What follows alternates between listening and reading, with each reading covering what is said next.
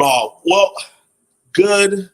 I'll get to the bad first, but we have some tough news when it comes to the Canes. So there are a couple players who will not be a part of Saturday's spring game. I don't know if someone's already put it in the comment section or maybe you read it in an article, but I'll go down the list of players. There are 15 who will be missing this. So, of course, you have Nasty Nestor Silvera and Will Mallory and De'Aaron King. Those three have missed the entire spring already. Nesta and Will Mallory are shoulder injuries, so they've already been sitting out. All right. So, Bubba Bolden, Light Skin Warrior, is out with a toe injury. Sam Brooks is out with also a toe injury. Jeremiah Payton tore his meniscus, so he's out.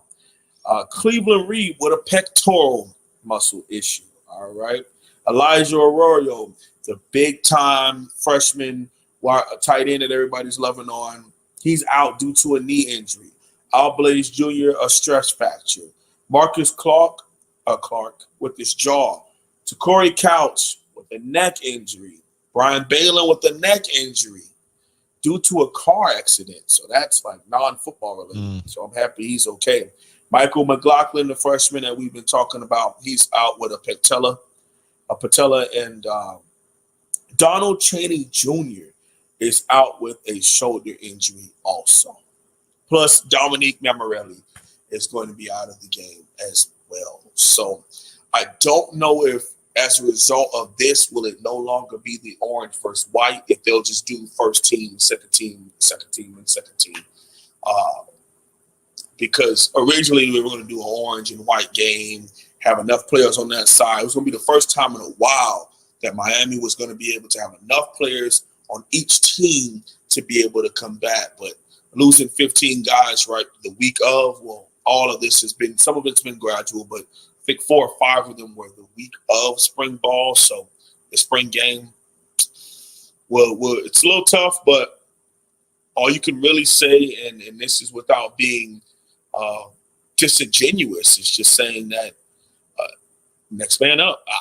This is why coaches recruit the way that they recruit. This is why they stack player on top of player on top of player, 4-star on top of 4-star. This is why, because injuries are a part of the game.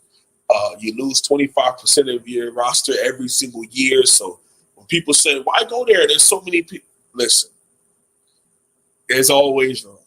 There's always room. So that's what's going on with Miami roster-wise. That's the bad part.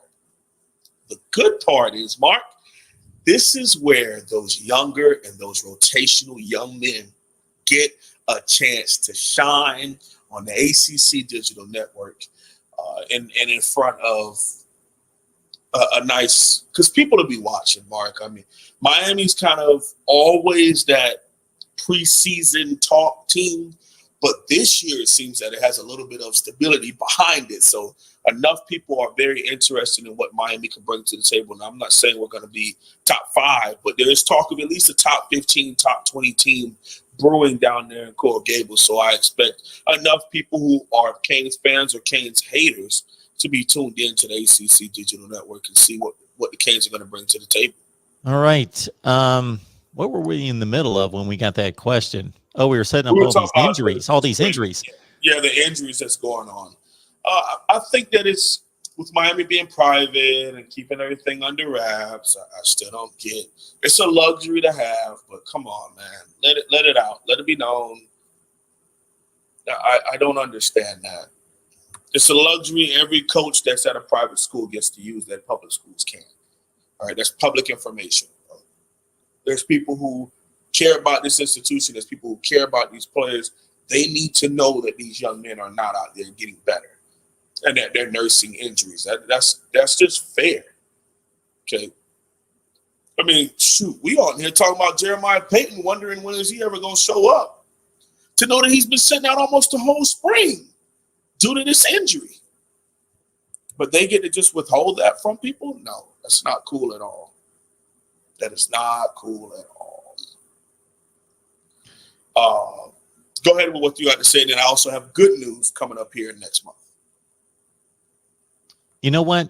Go ahead with the good news, because I've got a point to make about the spring game. And one thing that I would do as a head coach during the spring game that I actually already threw out for everybody a few minutes ago, but I want to get your take.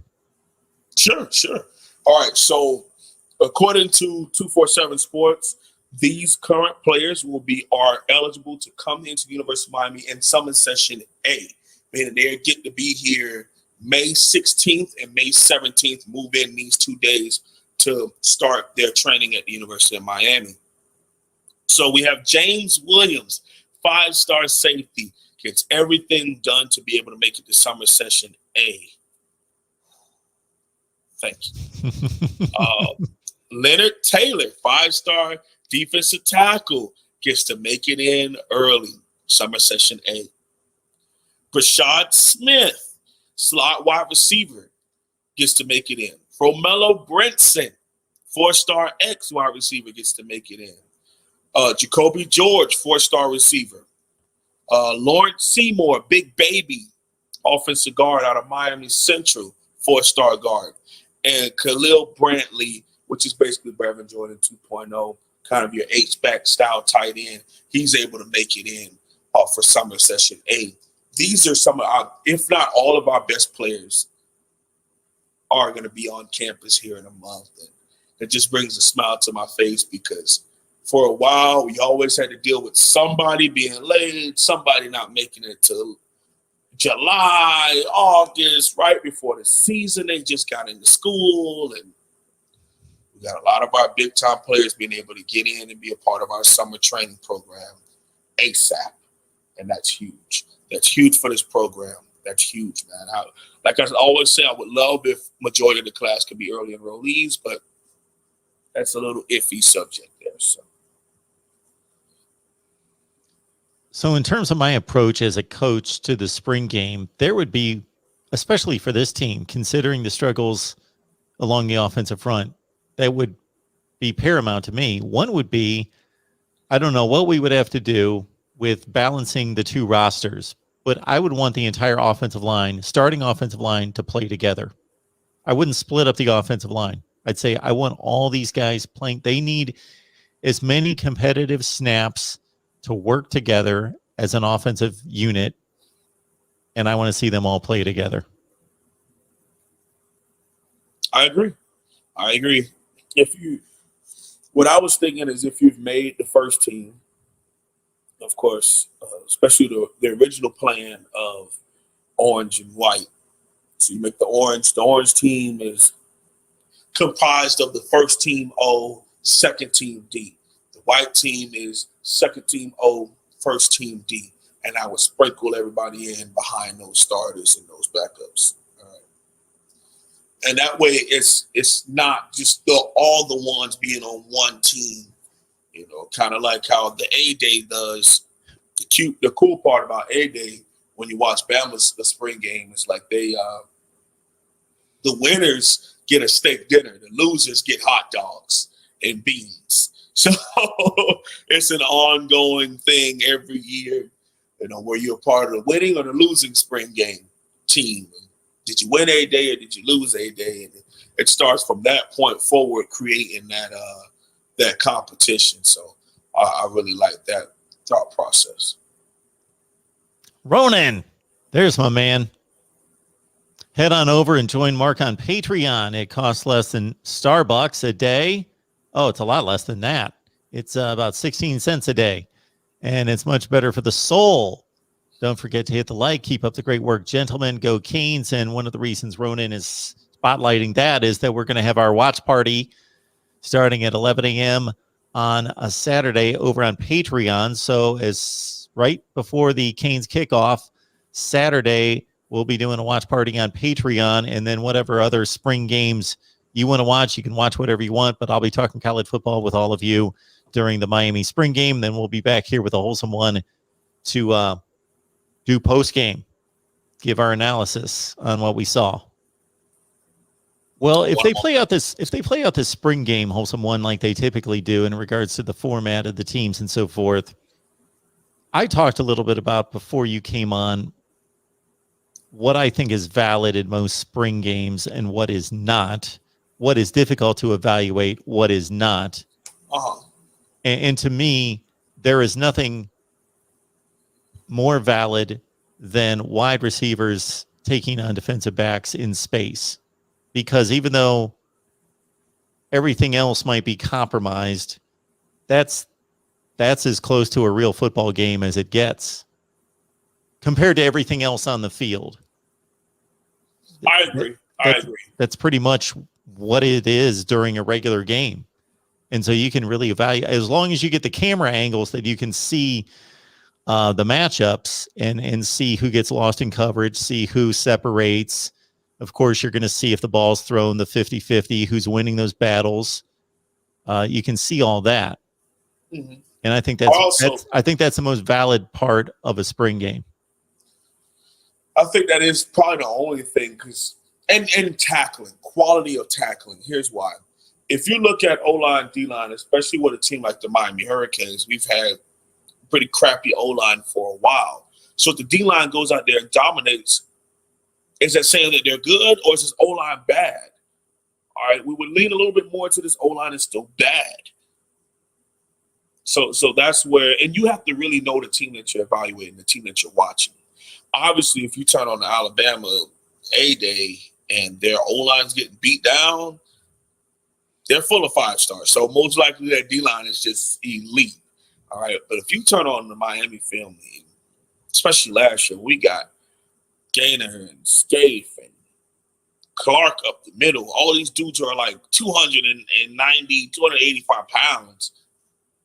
That would tell you, because they're not people movers. So that's why nothing's really happening up front. But there's a couple guys I'm just so excited to see. Unfortunately, with hearing about Brian Balaam and Light Skin Warrior, that means we're going to see a crap ton of Avante Williams. Watch out for Miami Hurricanes number 15, Avante Williams. We're also going to see Keontre Smith, who's been moving outside to weak side linebacker. He's also played some strong safety. He plays striker for us by position. With Amari Carter, excited to see him moving down to striker as a full-time striker for the Miami Hurricanes. So those are some guys. I want to see Tyreek Stevenson, because I'm tired of the fan base when this dude, they upload highlight tapes, and yes, he ends up getting bombed. But who the heck is going to – what are going to upload highlights of a pass breakup? No, they're going to upload the highlights of the touchdowns, man. Come on, man. Cam Kinchins is another one of those prospects. Someone I talked with you ad nauseum about. So excited about him as a Cane and being able to give it to us at the strong safety position. So you're going to see Avante, you're going to see Cam Kinchins back there because they're Gervin Hall. I'm hoping he's turned the corner as a prospect. He had a little bit of a down junior season.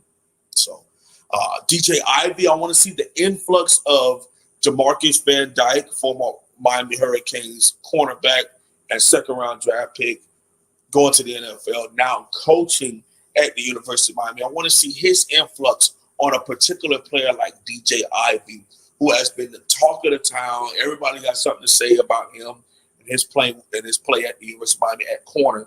So I'm hoping DVD is able to change things around for him and put him in a better position. That's defense. Offense, you got number 7, Xavier Restrepo. Super excited to see him.